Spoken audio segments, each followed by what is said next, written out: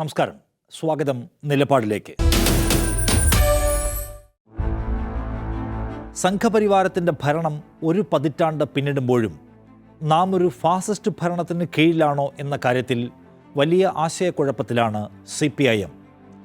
മോദി ഭരണത്തിന് നവഫാസിസ്റ്റ് പ്രവണതകൾ മാത്രമേ ഉള്ളൂവെന്ന് പറയുന്നു അവരുടെ പാർട്ടി കോൺഗ്രസ് രേഖ. ഫാസിസം എന്ന ആശയത്തെ നിർവചിക്കാനും വിലയിരുത്താനും സകല പാർട്ടികൾക്കും അവരുടേതായ വഴികളും സ്വാതന്ത്ര്യവുമുണ്ട്. എന്നാൽ ഇന്ത്യ ഇന്ന് അനുഭവിച്ചുകൊണ്ടിരിക്കുന്നത് എന്താണ് എന്ന യാഥാർത്ഥ്യത്തെ ഇഴമുറിച്ചെടുക്കുമ്പോൾ നമുക്കെല്ലാവർക്കും കിട്ടുന്ന ഉത്തരം ഒന്നു തന്നെ ആയിരിക്കും. 10 ആണ്ട് പിന്നിടുമ്പോൾ ഭരണഘടന നിർവചിക്കുന്ന സ്വാതന്ത്ര്യത്തിൻ്റെ പൂർണ്ണരൂപം അനുഭവിക്കാൻ കഴിയുന്ന ഒരിടവും ഇന്ത്യയിൽ ബാക്കിയില്ല എന്നതാണ് യാഥാർത്ഥ്യം.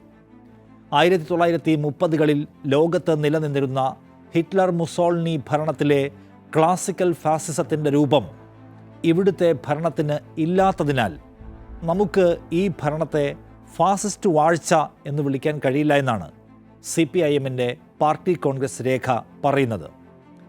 കോൺസെൻട്രേഷൻ ക്യാമ്പുകളും ഗ്യാസ് ചേംബറുകളും ഇല്ലാത്തിടത്തോളം ഫാസിസം എന്നെങ്ങനെ പറയും മോദി ഭരണത്തെ എന്നാണ് അവരുടെ ചോദ്യം. ഇവിടെ ഇപ്പോഴും തെരഞ്ഞെടുപ്പുകൾ ഉണ്ട്, പാർലമെൻറ്റുണ്ട്, മാധ്യമങ്ങളുണ്ട്, സമരങ്ങളുണ്ട്. ഫാസിസമാണെങ്കിൽ അതൊക്കെ നടക്കുമോ എന്നതാണ് പാർട്ടിയുടെ ചോദ്യം. ഒറ്റക്കേൾവിയിൽ യുക്തിസഹമാണ് ആ ചോദ്യം. എന്നാൽ രണ്ടാമതൊരിക്കലൂടെ ആലോചിക്കുമ്പോൾ, ഇന്ത്യൻ യാഥാർത്ഥ്യം കൺമുന്നിലേക്ക് വരുമ്പോൾ നമുക്ക് മുൻ നിലപാടിലെ അബദ്ധവും അർത്ഥരാഹിത്യവും വേഗത്തിൽ കണ്ടെടുക്കാൻ കഴിയും. 1922 ഇറ്റലിയിൽ വേരുപിടിച്ച് ഭരണരൂപമായി മാറിയ ക്ലാസിക്കൽ ഫാസിസം ഹിറ്റ്ലറിലൂടെയും ഫ്രാങ്കോയിലൂടെയുമെല്ലാം ഏറ്റവും ഭീതിത പ്രതാപത്തോടെ നിലകൊണ്ടത് ഏതാണ്ട് 4 നൂറ്റാണ്ട് കാലമാണ്. ഇറ്റലിയിലെ മുസോളിനിയുടെ ഭരണത്തിൽ രാഷ്ട്രീയവും സാംസ്കാരികവുമായ സകല മേഖലകളിലും ഭരണകൂടം ഇടപെട്ട് നിയന്ത്രണങ്ങൾ കൊണ്ടുവന്നു. നിഷ്ഠൂരമായ അതിക്രമങ്ങളും കൊലപാതകങ്ങളും അരങ്ങേറി. നിയമവും നീതിയുമെല്ലാം ഭരണകൂടം നിശ്ചയിക്കുന്നത് പ്രകാരമായിരുന്നു. അതിദേശീയതയായിരുന്നു മുസോളിനിയുടെയും അടിസ്ഥാന സത്ത. 1933 ജർമ്മനിയിൽ ഹിറ്റ്ലറിലൂടെ വന്ന ഫാസിസ്റ്റ് ഭരണമാണ് ലോകമൊരുപക്ഷെ ഒരു കാലത്തും വിസ്മരിക്കാത്ത വിധം പൈശാചികമായവയിൽ ഒന്ന്. അതിദേശീയത, രക്തശുദ്ധി പോലെയുള്ള ആശയങ്ങളെ അപകടകരമായി അവതരിപ്പിച്ച ഹിറ്റ്ലർ ലക്ഷക്കണക്കിന് മനുഷ്യരെ കൊന്നുതള്ളാൻ ഒരു പ്രത്യയശാസ്ത്രത്തെയും അതിന് ഒരു ഭരണരൂപത്തെയും സൃഷ്ടിച്ചു. ഫാസിസത്തെക്കുറിച്ച് സംസാരിക്കുമ്പോഴെല്ലാം നാം നമ്മുടെ രാഷ്ട്രീയക്കാർ പ്രധാനമായും ഒരു റെഫറൻസായി എടുക്കുന്നത് ചരിത്രത്തിലെ ഈ ക്രൂര ഭരണാധികാരികളുടെ കാലത്തെയാണ്. അപ്പോൾ ആ കാലത്തെ ന്യൂറംബർഗ് സിദ്ധാന്തവും ഗ്യാസ് ചേംബറുകളുമൊന്നും ഇവിടെ ഇല്ലാത്തതുകൊണ്ട് നമുക്ക് ഇവിടുത്തെ ഭരണത്തെ ഫാസിസ്റ്റ് ഭരണമെന്ന് വിളിക്കാൻ കഴിയില്ലല്ലോ എന്നതാണ് CPIMൻ്റെ ഒക്കെ യുക്തി. തീവ്രത കുറഞ്ഞാലും ഏറിയാലും പനിയാണ് എന്ന് പറയുന്നത് പോലെ കാണപ്പെടുന്നത് എങ്ങനെയായാലും ഫാസിസം തന്നെയാണ്, അല്ലേ? വിയോജിപ്പുകൾക്ക്, സമരങ്ങൾക്ക്, പ്രതിപക്ഷത്തിന്, മാധ്യമങ്ങൾക്ക് തുറന്ന ഇടങ്ങൾ വാഗ്ദാനം ചെയ്യുന്നതാണ് നമ്മുടെ ഭരണഘടന എന്നിരിക്കെ ആ വിശാല വേദികളെല്ലാം ഇവിടെ ഇപ്പോഴുണ്ടോ? എന്നു മാത്രവുമല്ല, ഹിറ്റ്ലർക്കും മുസോളിനിക്കും അവരുടെ ആശയങ്ങൾക്കും സമാനമായതെല്ലാം ഇവിടെയും നമുക്ക് കണ്ടെടുക്കാനും കഴിയും. പലതും ഭരണകൂടത്തിൻ്റെ കാർമ്മികത്വത്തിൽ നടപ്പിലാക്കി തുടങ്ങുകയും ചെയ്തിരിക്കുന്നു. ന്യൂനപക്ഷങ്ങളെ അപരവൽക്കരിക്കുന്ന പ്രവർത്തന പരിപാടികളുടെ ഒരു ഘോഷയാത്ര തന്നെ കഴിഞ്ഞ ഒരു ദശാബ്ദത്തിനിടെ നാം കണ്ടു. ചിതൽപുറ്റുകളെ പുറത്താക്കുമെന്ന് പ്രഖ്യാപിക്കുന്ന മന്ത്രിമാർ, സ്വന്തം ജനതയിൽ ഒരു വിഭാഗത്തെ നുഴഞ്ഞുകയറ്റക്കാർ എന്ന് വിളിക്കുന്ന പ്രധാനമന്ത്രി, മൊല്ലമാരെ ഇവിടെ നിന്ന് ഓടിക്കുമെന്ന് പരസ്യമായി തന്നെ വിളിച്ചു പറഞ്ഞ് തെരഞ്ഞെടുപ്പ് പ്രചാരണം നടത്തുന്ന ഹിന്ദുത്വ നേതാക്കൾ. ഹിറ്റ്ലർ ജർമ്മനിയിൽ അവതരിപ്പിച്ച ന്യൂറംബർഗ് നിയമത്തിനും ഇവിടുത്തെ അപരവൽക്കരണത്തിനും ഇടയിൽ എവിടെയാണ് വ്യത്യാസം? ഒരു ന്യൂനപക്ഷ വിഭാഗത്തെ മാത്രം പുറത്താക്കാൻ ലക്ഷ്യമിട്ട് പൗരത്വ നിയമം തന്നെ കൊണ്ടുവന്നു കഴിഞ്ഞു. അതുവഴി മുസ്ലിം നുഴഞ്ഞുകയറ്റക്കാരെ ഞങ്ങൾ ഓടിക്കുമെന്ന് പരസ്യമായും രഹസ്യമായും വിളിച്ചു പറയുന്നു ഭരണകൂട ബന്ധുക്കൾ. എന്നിട്ടും നവഫാസിസത്തിൻ്റെ അടരുകൾ മാത്രമേ പ്രകടമാകുന്നുള്ളൂ ഈ സർക്കാരിൽ എന്ന് വിലയിരുത്തുന്നതിൽ കുഴപ്പമൊന്നുമില്ല എന്നാണോ? ഫാസിസ്റ്റ് ശക്തി അല്ല RSSും BJP എന്ന് പറയുന്ന CPM ഈ നാട്ടിൽ ജനങ്ങളെ കബളിപ്പിക്കാൻ ശ്രമിക്കുകയാണ്. ഫാസിസ്റ്റ് ശൈലിയിൽ പ്രവർത്തിക്കുന്ന RSSനെയും CPM BJPയെയും അവർ വെള്ളപൂശാൻ ശ്രമിക്കുന്നത് വരാൻ പോകുന്ന തെരഞ്ഞെടുപ്പിനെ കൂടി നോക്കി കണ്ടുകൊണ്ടാണ് എന്നാണ് ഞങ്ങളുടെ സംശയം. ഫാസിസത്തിൻ്റെ വരവിനെയും നിർവഹണത്തെയും കണക്കാക്കാൻ ഏതൊക്കെ മാനദണ്ഡങ്ങൾ നമുക്ക് എടുക്കാൻ കഴിയും? അതിൽ ഏറ്റവും പ്രധാനം അധികാരത്തിൻ്റെ കേന്ദ്രീകരണമാണ്. മോദി ഭരണകൂടത്തിൻ്റെ കഴിഞ്ഞ 10 ആണ്ടായുള്ള ഏറ്റവും വലിയ പദ്ധതികളിലൊന്ന് അധികാരത്തിൻ്റെ കേന്ദ്രീകരണമാണ്. എല്ലാം ഡൽഹിയിൽ നിന്ന് നിർവഹിക്കപ്പെടുക എന്ന ആശയത്തിലാണ് നമ്മുടെ സർക്കാരിൻ്റെ സകല നീക്കങ്ങളും. കേന്ദ്രീകൃത നികുതി സംവിധാനത്തിലൂടെ സംസ്ഥാനങ്ങളുടെ സാമ്പത്തിക സ്വാതന്ത്ര്യം ഇല്ലാതാക്കിക്കൊണ്ടായിരുന്നു തുടക്കം. ഒറ്റ തെരഞ്ഞെടുപ്പ്, ഒറ്റ ഭാഷ, പിന്നീട് വിവിധ ഏജൻസികളുടെ അധികാര വിപുലീകരണം എന്നീ പദ്ധതികളിലൂടെയെല്ലാം സമഗ്രാധിപത്യത്തിൻ്റെ വിഷവിത്ത് പാകുകയാണ് കേന്ദ്ര സർക്കാർ. ഏറ്റവും ഒടുക്കം എല്ലാ സംസ്ഥാനങ്ങൾക്കുമായി ഒറ്റ പോലീസ് എന്ന ആശയം പോലും രാജ്യത്ത് സജീവ ചർച്ചയാക്കാൻ സംഘപരിവാരം ശ്രമിച്ചു തുടങ്ങിയിരിക്കുന്നു. അങ്ങനെ നോക്കിയാൽ ഫാസിസ്റ്റ് ഭരണകൂടമായി മാറാനുള്ള യാത്രയിൽ നല്ല ദൂരം പിന്നിട്ട് കഴിഞ്ഞിരിക്കുന്നു മോദി റൂൾ. മോദിയുടെ നേതൃത്വത്തിൽ ജുഡീഷ്യറി, തെരഞ്ഞെടുപ്പ് കമ്മീഷൻ, മാധ്യമങ്ങൾ തുടങ്ങിയ പ്രധാന ജനാധിപത്യ സ്ഥാപനങ്ങൾ ദുർബലപ്പെടുകയോ തകർക്കപ്പെടുകയോ ചെയ്തിട്ടുണ്ട് എന്നത് ഇന്ന് കേവലം ഒരു ആശങ്ക മാത്രമല്ല. സകലതും സർക്കാരിൻ്റെ താൽപ്പര്യങ്ങൾക്കൊപ്പിച്ച് മാത്രം ചലിക്കുകയോ വിയോജിക്കുന്ന സ്ഥാപനങ്ങളെയെല്ലാം അടിച്ചമർത്തുകയോ ചെയ്യുന്നു ഇന്നത്തെ ഇന്ത്യയിൽ. ഫാസിസ്റ്റ് ഭരണകൂടങ്ങൾ ഭരണഘടനാ സ്ഥാപനങ്ങൾക്കുമേൽ നിയന്ത്രണം ചെലുത്താൻ ശ്രമിക്കുന്നതിന് ചരിത്രത്തിൽ സമാനതകളുണ്ട്. അത് വിദേശ ഏജൻസികൾ പോലും ഇവിടെ ഇപ്പോൾ ചൂണ്ടിക്കാണിക്കുന്നുണ്ട്. മോദി സർക്കാരിൻ്റെ കീഴിൽ മാധ്യമങ്ങളുടെ മേൽ നിയന്ത്രണം വർദ്ധിച്ചു വരികയാണ്.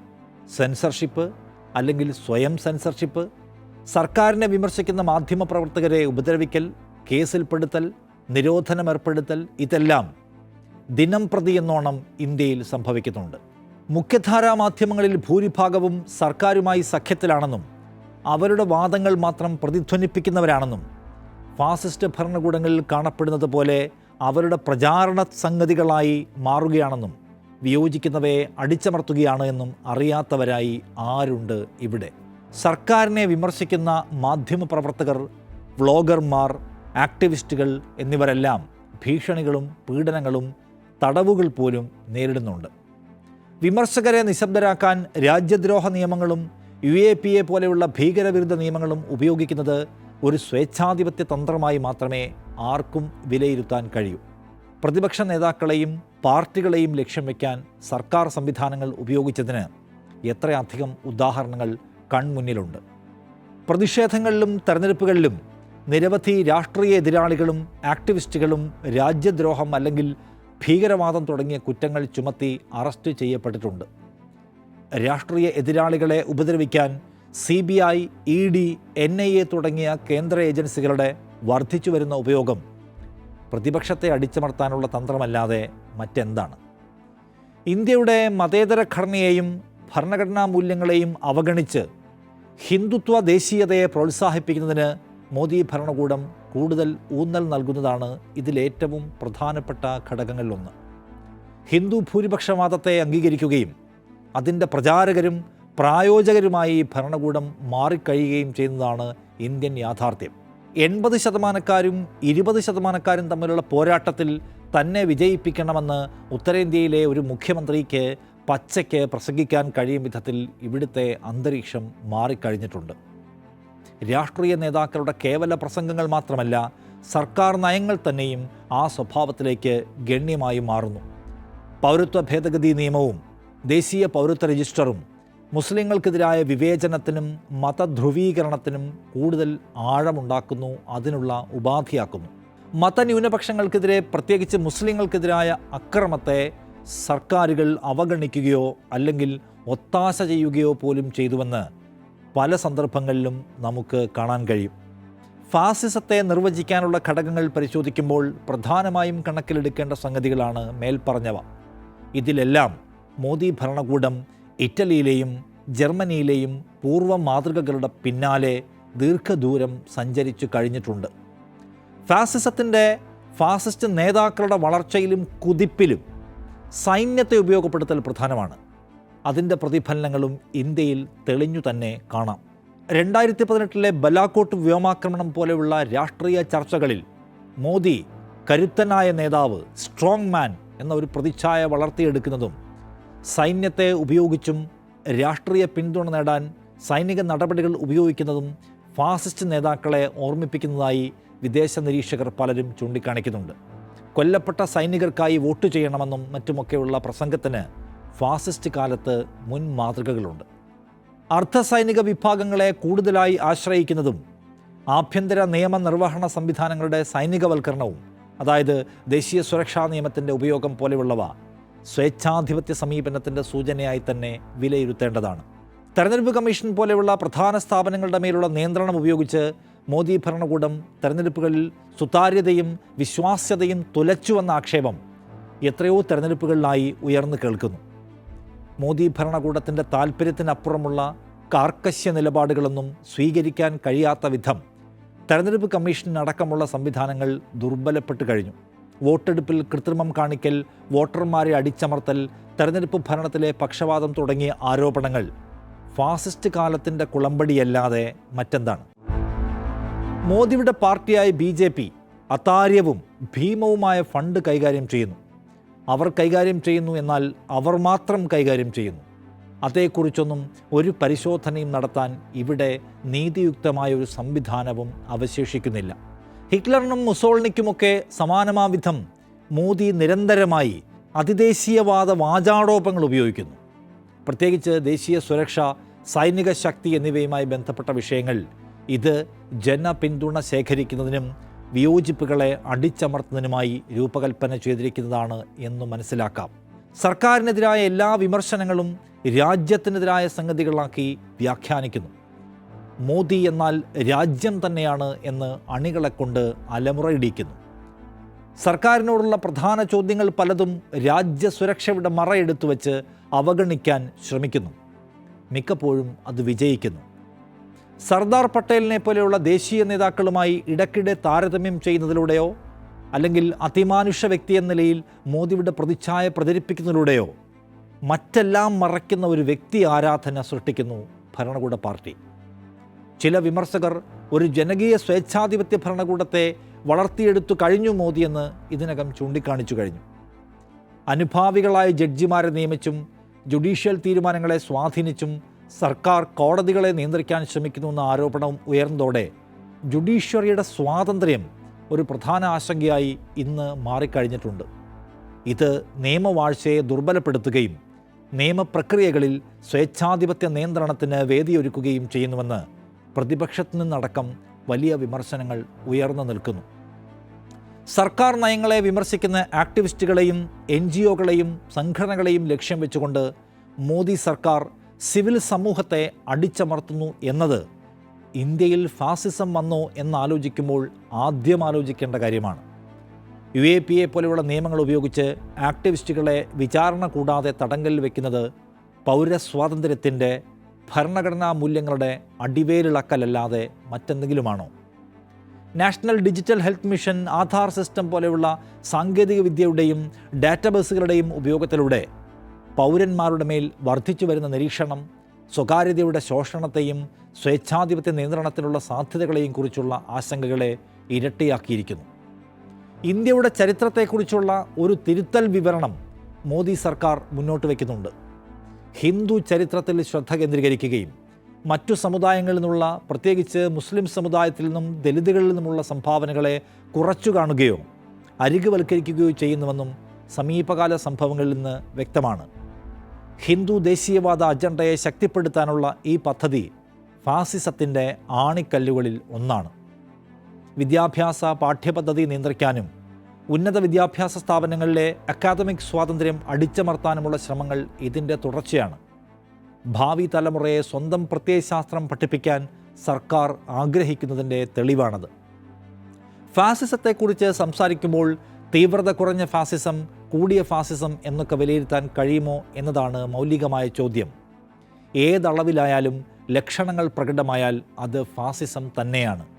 Arundhati Roy, Ralph Dahrendorf, Catherine Newbury പോലുള്ള പൊളിറ്റിക്കൽ സയൻറ്റിസ്റ്റുകളും വിവിധ ഏജൻസികളും ഇന്ത്യയിലേത് ഫാസിസത്തിൻ്റെ എലമെൻറ്റുകളുള്ള സർക്കാരാണ് എന്ന് ഇതിനകം അഭിപ്രായപ്പെട്ടിട്ടുണ്ട്.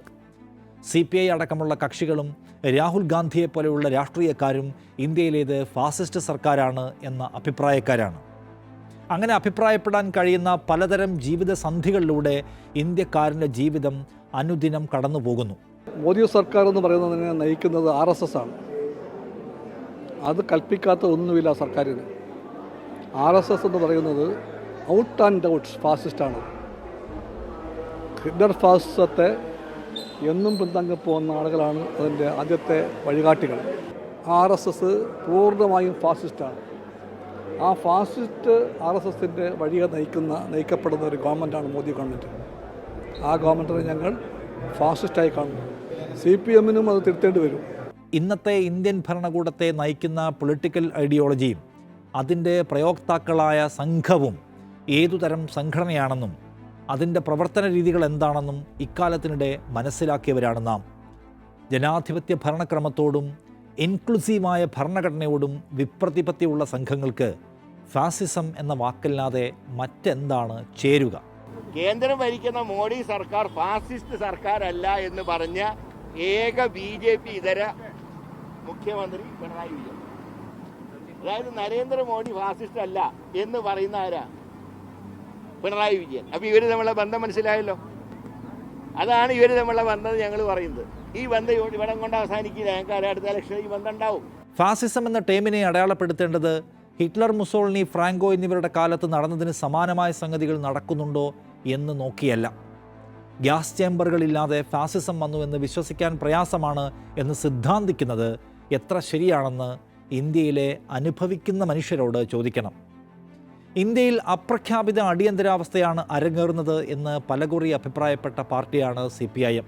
അതെങ്ങനെയാണ് ഇന്ത്യയിൽ അടിയന്തരാവസ്ഥയുണ്ട് എന്ന് പറയാൻ കഴിയുക? ഇന്ദിരാഗാന്ധി പ്രഖ്യാപിച്ച അടിയന്തരാവസ്ഥ കാലത്തേതിന് സമാനമായ സെൻസറിങ് ഇന്ത്യയിൽ ഇപ്പോഴുണ്ടോ? അക്കാലത്തേതിന് സമാനമായ പോലീസ് വേട്ട ഇപ്പോഴുണ്ടോ? അന്നത്തേതിന് സമാനമായ നിരോധനങ്ങൾ ഇപ്പോഴുണ്ടോ? പിന്നെയും എന്തുകൊണ്ടാണ് ഇന്ത്യയിൽ പ്രഖ്യാപിക്കാത്ത അടിയന്തരാവസ്ഥയാണ് എന്ന് ജോൺ ബ്രിട്ടാസിനെ പോലെയുള്ളവർ പാർലമെൻറ്റിൽ പ്രസംഗിക്കുന്നത്? കാരണം അടിയന്തരാവസ്ഥ എന്ന വാക്കിന് ഒരു അർത്ഥമേ ഉള്ളൂ. അവകാശങ്ങളെല്ലാം ഭരണകൂടം കവർന്നെടുക്കുന്ന കാലമാണത്. അത് ഇന്ന് ഇന്ത്യയിലുണ്ട്. ഒരു പ്രത്യേക കാലത്ത് പ്രത്യേക ഭരണാധികാരി നടത്തിയതിന് സമാനമായി വന്നാൽ മാത്രമേ അടിയന്തരാവസ്ഥ നിലവിൽ വന്നതായി കരുതാനാവൂ എന്ന് ശഠിക്കാൻ കഴിയുമോ? ഇല്ല. അതുപോലെ തന്നെയാണ് ഫാസിസത്തിൻ്റെ കാര്യവും. അപ്പോഴാണ് ഇന്ത്യയിൽ ഫാസിസമേ വന്നിട്ടില്ല, നവഫാസിസത്തിൻ്റെ ലക്ഷണങ്ങൾ മാത്രമേ വന്നുള്ളൂവെന്ന് ഒരു കമ്മ്യൂണിസ്റ്റ് പാർട്ടി നിലപാട് സ്വീകരിക്കുന്നത്. കഴിഞ്ഞ 10 ആണ്ട് എന്താണ് നിങ്ങൾ അനുഭവിച്ചത് എന്ന് നാം ജനങ്ങളോട് ചോദിക്കുമ്പോൾ എല്ലാത്തിനും ഉത്തരം കിട്ടും. ഏറ്റവും അവസാനം രാജസ്ഥാനിലുണ്ടായ ദൗർഭാഗ്യകരമായ ഒരു അനുഭവത്തിൽ ഭരണകൂടത്തിൻ്റെ അനീതിയിൽ അധിഷ്ഠിതമായ നിർവഹണ നയം പ്രകടമായി കാണാൻ കഴിയും. രാജസ്ഥാനിലെ അൽവാറിലെ ഉൾഗ്രാമമായ രഘുനാഥ് ഘഡിൽ 1 മാസം പ്രായമുള്ള പിഞ്ചു കുഞ്ഞിൻ്റെ മുഖത്ത് ബൂട്ടിട്ട് ചവിട്ടി കൊന്നിരിക്കുന്നു അവിടുത്തെ പോലീസ്. കൂലിപ്പണിക്കാരനായ ഇമ്രാൻഖാൻ്റെ വീട്ടിലേക്ക് ഒരു സൈബർ ക്രൈം കേസിൻ്റെ പേര് പറഞ്ഞാണ് അസമയത്ത് പോലീസ് സംഘം ഇരച്ചു കയറിയത്. ഒറ്റമുറി വീട്ടിൽ നിന്ന് ഇമ്രാൻ്റെ ഭാര്യയെ വലിച്ചു പുറത്തേക്കിടുമ്പോൾ പോലീസ് സംഘത്തിൽ ഒരു വനിതാ ഉദ്യോഗസ്ഥ പോലും ഉണ്ടായിരുന്നില്ല. കട്ടിലേക്ക് ബൂട്ടിട്ട് ചവിട്ടിക്കയറിയ പോലീസ് അവിടെ അമ്മയുടെ ചാരത്തുറങ്ങിക്കിടക്കുകയായിരുന്ന കുഞ്ഞിനെ അരച്ചു കൊന്നു. ചവിട്ടി അരച്ചത് കുഞ്ഞിനെയാണെന്ന് മനസ്സിലായതും പോലീസുകാർ ഇറങ്ങി ഓടി. കൂലിപ്പണിക്ക് പോകുന്ന തനിക്ക് സൈബർ ക്രൈം കേസുമായി ഒരു ബന്ധവുമില്ലെന്ന് നിലവിളിച്ചു പറഞ്ഞിട്ടും പോലീസ് ചെവിക്കൊണ്ടില്ലെന്ന് ഇമ്രാൻ പറയുന്നു. ഈ അതിക്രമവും കൊലപാതകവും അരങ്ങേറിയിട്ടും BJP ഭരിക്കുന്ന രാജസ്ഥാനിൽ ഒന്നും സംഭവിച്ചില്ല. ഞങ്ങളല്ല കുഞ്ഞിനെ കൊന്നത് എന്ന് ന്യായം പറഞ്ഞ് പോലീസുകാർ വളരെ വേഗം കൈകഴുകി. വലിയ പ്രക്ഷോഭമുയർന്നതോടെയാണ് 2 ഉദ്യോഗസ്ഥർക്കെതിരെ കേസെടുക്കാനെങ്കിലും സർക്കാർ തയ്യാറായത്. സംഘത്തിൽപ്പെട്ട മറ്റു ഉദ്യോഗസ്ഥരുടെ പേര് വെളിപ്പെടുത്താനോ കേസെടുക്കാനോ ഒന്നും പോലീസ് തയ്യാറായിട്ടില്ല. CPIM നേതാവ് ബൃന്ദ കാരാട്ടും സഹനേതാക്കളുമല്ലാതെ മറ്റാരും ആ വീട്ടിലേക്ക് തിരിഞ്ഞുപോലും നോക്കിയില്ല. രാഹുൽ ഗാന്ധിയും അശോക് ഗെഹ്ലോട്ടും സച്ചിൻ പൈലറ്റുമെല്ലാം കണ്ടമട്ട് നടിക്കാതെ മാറി നടന്നു. ചോദ്യം ഇതാണ്: സൈബർ ക്രൈം പോലെയുള്ളൊരു കേസിൻ്റെ പേര് പറഞ്ഞ് എല്ലാവരുടെയും വീട്ടിലേക്ക് പോലീസ് ഇതുപോലെ ഇടിച്ചു കയറി ചെല്ലുമോ? ഏതു വീട്ടിലും കയറി കുഞ്ഞിനെ കൊന്നാൽ പോലീസിന് ഇതുപോലെ ഭരണകൂട സംരക്ഷണം കിട്ടുമോ? അപ്പോഴാണ് മുസ്ലിം ഭൂരിപക്ഷ ഗ്രാമത്തിൽ പോലീസ് അതിക്രമം പതിവാണെന്ന് അവിടുത്തുകാർ പറയുന്നത്. ന്യൂനപക്ഷങ്ങളെ അപരരാക്കുന്ന, അവരോട് എന്ത് അനീതിയുമാകാമെന്നുമൊക്കെയുള്ള അന്തരീക്ഷത്തെയാണ് ഫാസിസ്റ്റ് കാലം എന്ന് പറയുന്നത്. അത് ഓർക്കണം നാം. ആരാധനാലയങ്ങൾക്കുമേലുള്ള അധിനിവേശവും മതപരവും സാംസ്കാരികവുമായ തുടച്ചെടുക്കലിനെയാണ് സ്വപ്നം കാണുന്നത് എന്ന് തിരിച്ചറിയണം. നേരിടുന്ന പ്രതിസന്ധി എന്താണെന്ന് ശരിയായി തിരിച്ചറിയുക എന്നത് ഏതൊരു ജനാധിപത്യ മുന്നേറ്റത്തിലും പ്രധാനമാണ്. അക്കാര്യം രാജ്യത്തെ ജനാധിപത്യ മതനിരപേക്ഷ രൂപികളായ സകല കക്ഷികളുടെയും മനസ്സിൽ ഉണ്ടാവേണ്ടത്. CPIM-നെ പോലൊരു പാർട്ടി BJP ഭരണത്തിലെ ജനാധിപത്യ വിരുദ്ധതയെയും വംശീയ നിലപാടുകളെയും ഇഴതിരിച്ചു കാണാൻ കഴിയാത്ത പാർട്ടിയല്ല. അവരാണ് പലപ്പോഴും അതാദ്യം മനസ്സിലാക്കുകയും ഉറക്കെ പറയുകയും ചെയ്യുന്നത്. അങ്ങനെയിരിക്കെ ഈ സർക്കാരിൻ്റെ സ്വഭാവം എന്താണെന്ന ചോദ്യത്തിന് മുന്നിൽ അവർ അവ്യക്തതയോടെ നിൽക്കുന്നതിലാണ് അത്ഭുതം. നിലപാട് പൂർണ്ണമാകുന്നു. നന്ദി.